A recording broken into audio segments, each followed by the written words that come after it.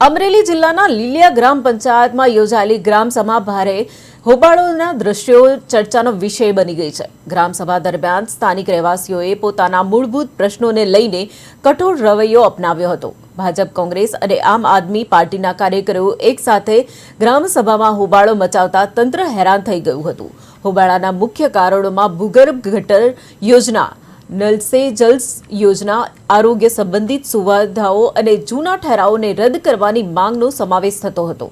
તંત્રએ સ્થાનિકોના પ્રશ્નોની નોંધ કરી આગળની કાર્યવાહીનો આશ્વાસન આપ્યો છે, પણ ગ્રામજનો સરકાર સામે વલણ બદલી લેશે તેમ સ્પષ્ટ સંકેત આપતા જોવા મળ્યા છે।